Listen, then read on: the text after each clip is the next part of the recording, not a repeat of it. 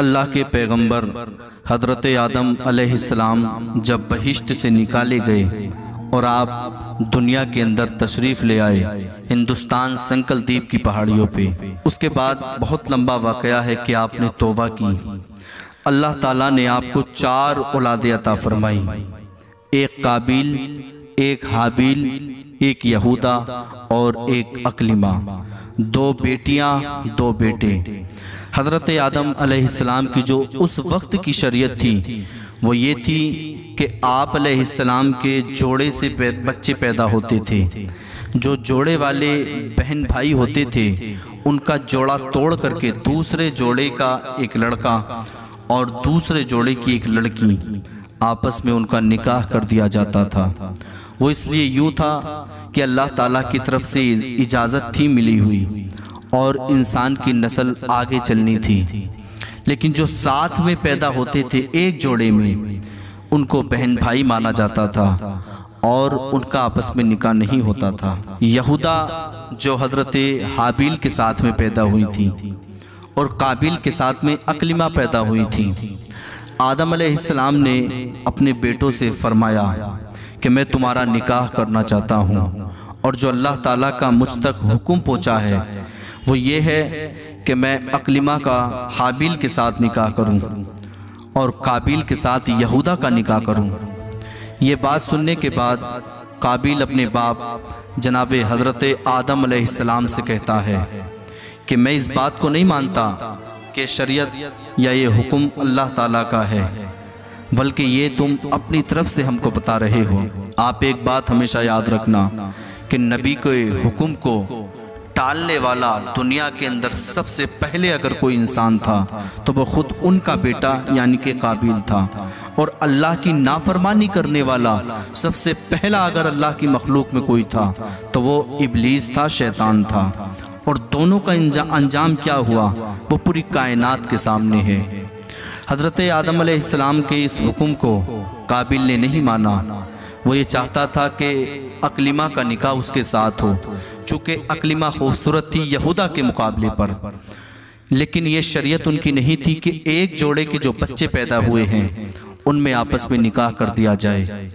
हज़रत आदम अलैहिस्सलाम ने अपने दोनों बेटों से फरमाया कि अगर मेरी बात तुम नहीं मानोगे तो फिर एक काम करो कि दोनों अल्लाह की बारगाह में कुर्बानियाँ पेश करो।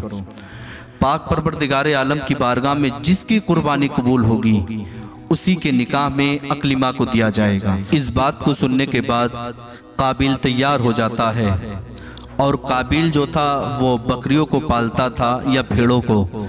उसने एक बकरी या एक भेड़ का बच्चा अल्लाह की बारगाह में कुर्बानी की शक्ल में दिया। और हाबिल जो थे वो खेतिया फसल करते थे, उन्होंने गेहूँ दिए।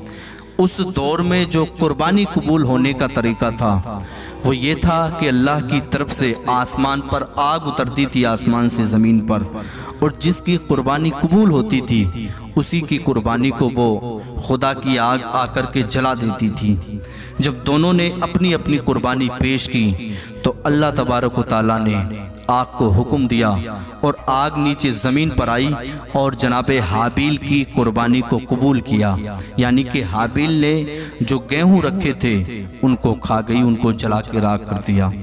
काबिल ये बात देख कर के गुस्से में भुन गया। उसने अपने भाई हाबिल से कहा कि तू याद रखना मैं तुझको कत्ल कर डालूंगा। हाबिल ने कहा कि अगर तू मुझे मारने के लिए हाथ उठाएगा तो मैं तुझे मारने के लिए हाथ नहीं उठाऊंगा, चूँकि मैं अल्लाह पर भरोसा करता हूँ।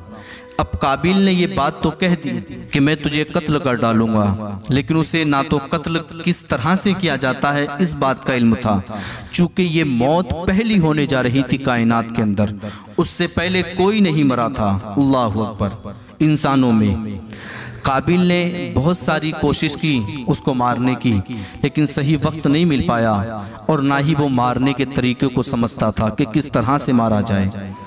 एक दिन हज़रत आदम अलैहिस्सलाम मक्का शरीफ आए थे। काबिल के पास ये मौका था हाबिल को कत्ल करने का। काबिल ने जब हाबिल को सर पत्थर पे रखे हुए सोता हुआ पाया तो उसने एक पत्थर आकर के अपने भाई हाबिल के मार दिया, जिससे हाबिल अलैहिस्सलाम की मौत हो जाती है, आप वफात कर जाते हैं। हाबील अलैहिस्सलाम की मौत के बाद अब उसको ये नहीं पता था कि इस लाश का क्या किया जाए। वो अपने भाई की लाश को अपने पीछे लटकाए हुए दर बदर फिरता रहा। इस अरसे में काबिल का चेहरा सख्त सियाह काला पड़ गया था। अब उसको ये समझ में नहीं आ रहा था कि वो आखिर इस लाश का करे तो करे क्या। अल्लाह के हुक्म से अल्लाह की तरफ से दो कौवे आते हैं, वो आपस में आकर के झगड़ने लगते हैं। एक कौवे ने एक कौवे को मार के जमीन पे गिरा दिया। जो कौवा जिंदा बचा उसने अपनी चोंच से गड्ढा खोदा और मरे हुए कौवे को उसके अंदर दफन कर दिया और फिर उड़ गया। ये कलाम पाक के अंदर ये वाकया मौजूद है कौवे वाला।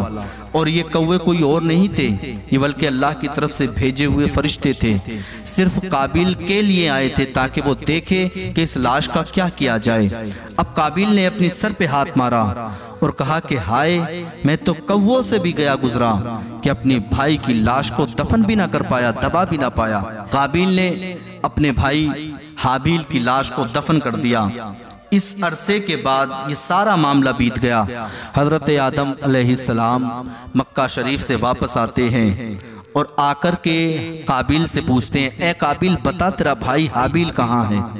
काबिल कहता है कि मैं उसको नहीं जानता कि वो कहाँ पर है, मुझे उसका कोई इल्म नहीं है। लेकिन चूंकि अल्लाह के पैगंबर थे, आप समझ गए और आपने काबिल का चेहरा देख करके पढ़ लिया था कि इसने अपने भाई हाबील को कत्ल कर दिया है।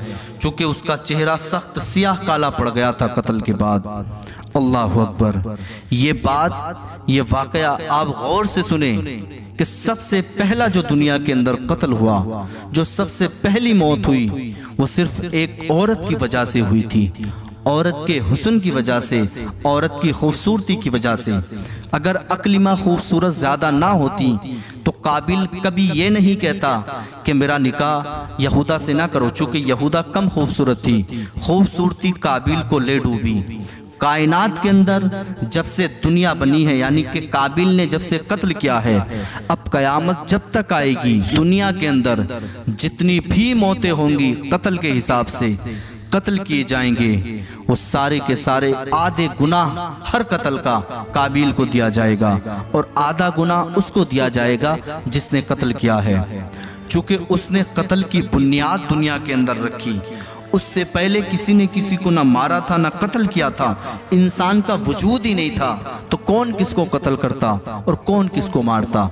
ये अलग बात है कि फरिश्तों में और जिन्नातों में जंग हुई थी, जिसमें आकर के अल्लाह के फरिश्ते जिन्नातों से जीते और जिन्नातों को कत्ल करके पूरी दुनिया को साफ कर दिया था। लेकिन अशरफुल मखलूकात में इंसान की ये पहली मौत थी हजरत हाबील अलैहिस्सलाम की, और पहला कत्ल था रूए ज़मीन पर और पहला दफन था ये। उससे पहले न किसी को मौत आई थी, न किसी को दफन किया गया था, न किसी को कत्ल किया गया था। इंसानों में ये पहली मौत, पहला दफन, पहली कत्ल थी। और आगे सुने, अल्लाह तबारक व तआला ने हजरत आदम अलैहिस्सलाम से फरमाया, ए आदम फिक्र ना करो, हम तुमको एक बेटा अता फरमाएंगे और खुशखबरी सुनो, उस बेटे की नस्ल से मेरा नबी जो कायनात का सरदार है, जिसकी वजह से कायनात को तख्लीक किया गया है और जो सब नबियों का तुम्हारा सरदार इमाम बन के दुनिया में आएगा, वो तुम्हारे उसी बेटे की नस्ल से होगा। सुभान अल्लाह। और काबिल के ऊपर अल्लाह ताला ने एक फरिश्ता मुकर्रर किया। काबिल को वो फरिश्ता आता, मारता, काबिल जिंदा होता, उसके बाद फिर उसको मारता और फिर उसको जिंदा करता अल्लाह ताला, फिर मारता। ये क़यामत तक के लिए अल्लाह ताला ने उसके लिए सज़ा रखी है। इस स्पीच के बाद इंशाअल्लाह इसका दूसरा पार्ट बहुत जल्दी आएगा। हज़रत आदम अलैहिस्सलाम के बेटे काबिल की नस्ल का क्या हुआ और हज़रत आदम अलैहिस्सलाम के बेटे हज़रत शीस अलैहिस्सलाम का वाक़या, आपकी शादी किस तरह से हुई और आपकी जो बीवी है वो आज भी दुनिया के अंदर जिंदा है, वो पूरा मुकम्मल वाक़या इंशाअल्लाह दूसरे पार्ट में आएगा। तब तक के लिए पाक परवरदिगार आलम से दुआ करता हूँ कि मालिक मौला खालिक अर्ज़ समा मुझे और आपको, तमाम उम्मत मुस्लिमा को अमल खैर की तौफीक अता फरमाए और मुझे ज़्यादा से ज़्यादा इल्म दीन की बातें तुम तक पहुँचाने की तौफीक अता फरमाए। आमीन, अल्लाहुम्मा आमीन।